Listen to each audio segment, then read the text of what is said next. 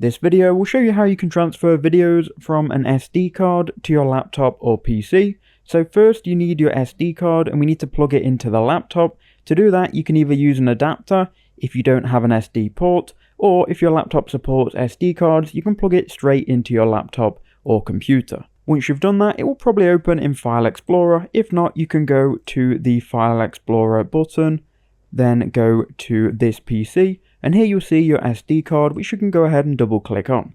Now we need to find the videos, so mine are in DCIM, DGI, and here we've got a list of all of the videos, and I've also got audio files as well. You can then highlight all of the videos that you want to copy, then right click, then go ahead and click on this copy button.